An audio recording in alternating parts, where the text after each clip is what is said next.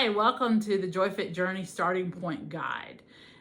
This is to help you align your mindset with your emotions and your physical body. Get them all on the same page so that it makes it easy to move forward.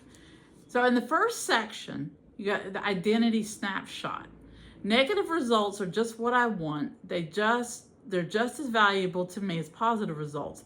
I can never find the thing that does the job until I find the ones that don't. This is a quote by Thomas Edison, who did over 1,000 light bulb experiments to get finally the right light bulb. He didn't give up. So what we're doing in this first section is we're going to look at how do we describe ourselves. And I know a little bit of this might be painful, but we want to, as we say, make a starting point. We want to, as we journey, we want to be able to look back and see our progress and measure. And this is how we do it, by describing. And then sometimes we have little triggers that we're not even aware of until we start writing them down. And then once we write them down, you can conquer them and you can move past them. This is a really important exercise, even though it really might be uncomfortable, but it's an important first step. So we want to say, how do you describe yourself? Now you can go, there's only a few lines here. If you like, get a notebook and keep it as like a journal, and you could just work through all your thoughts. Also, we have this on a Notion template so that you can write and keep it digitally. It's how I like it, because I have it digitally, nobody sees it. That's my private workbook, and I can get just as detailed as I want about anything without having to worry about somebody reading it. So I highly recommend just going with it. How do I feel about myself? How do I feel about my body right now? Now this, you want to be very specific. I hate my stomach. It's big. I don't move well. I don't move gracefully like I'd like to. I can't wear any other shoes but my boots. I just go into so much detail. And it might sound like complaining or whining. We really want to go into detail, though, about these are the things that we can improve on, or these are the things that can change. Like, one of my goals is I don't want to have to wear a seatbelt extender on a flight anymore. I really hate that. And so I put that in here. I don't feel good about that. I don't feel good about the way my body moves. And then there's list the diets and programs that you've tried. Why do you think they weren't successful? And what we want to do here is we want to look at each one, because a lot of times we'll do a program and we'll learn something from it. And that we want to keep. And what didn't work, we want to learn from it. And so it goes back to the Thomas Edison. We want to take from the experiment. That's what they were. They were experiments. We want to learn from it and move forward using the valuable information. They weren't failures. They were just learning experiences. Like, I did Weight Watchers, and I did the points, and I did this for years. I love the group. And this is part of the reason why I made this group, so that, because I love the sharing and I love the education. We talked about things in the Weight Watchers group, which they don't even do anymore. They don't have the gatherings like they used to. I love that. So list that down there and list the things that you like and why you think it didn't work. I didn't like all the restriction of all the points. I got hungry and I was out of points. Or as long as I had enough points, I could eat a whole bucket of butter as long as it was enough points. But where's the nutrition, and it's not balanced. So to me, it didn't work. But that is just my example of one of the programs.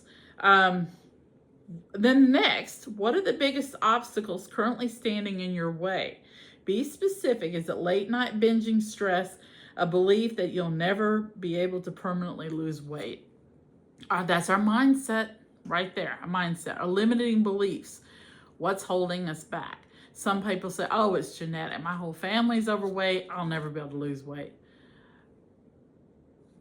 We need to document those things, because these are limiting beliefs that we're setting on ourselves. I'm just a big bone person. I can't lose weight. I'm too hungry. I'm hungry all the time. And I used to feel that way. I'm just so hungry all the time.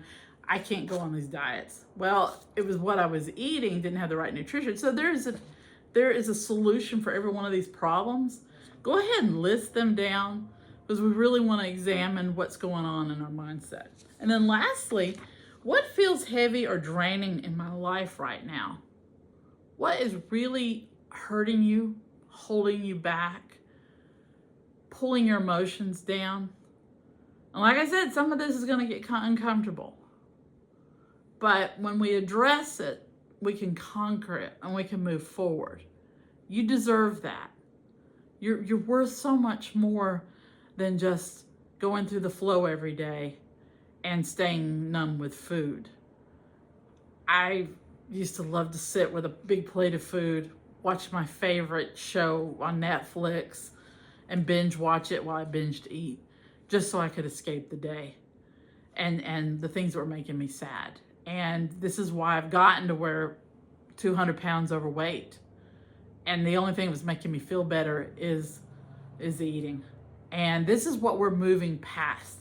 Because all the diets in the world, all the drugs, all the operations, they're not going to help you if your mind's still telling you you're that big person and that the only way you're going to feel better is by eating to numb yourself. Because when we overeat, it's like it sedates us. So you get that little bit of a high when you eat of the delicious food and the textures, and it's just so yummy and warm and feel good inside. And then you get this when you overeat, and then you get like sedated, and it makes you feel better. When you got a problem, it makes you feel better. So we want to address these. We want to look at this really in detail. And this doesn't have, I mean, go through this and do this today, but then think on it and keep coming back and adding to it, because the more you put into this, the easier you can overcome overeating. And we're going to look at many different facets that's causing overeating. It's not just emotional, but this is an important side of it. There's also the food addictions and different aspects that we'll work on in different sections and different courses. So I look forward to hearing from you. If you have questions, go into the group, post those questions. I'm in there every day. I'm here for you. The other members are here for you. We want to hear from you. Give us your honest feedback, your honest feelings, and if you have any suggestions. Thanks.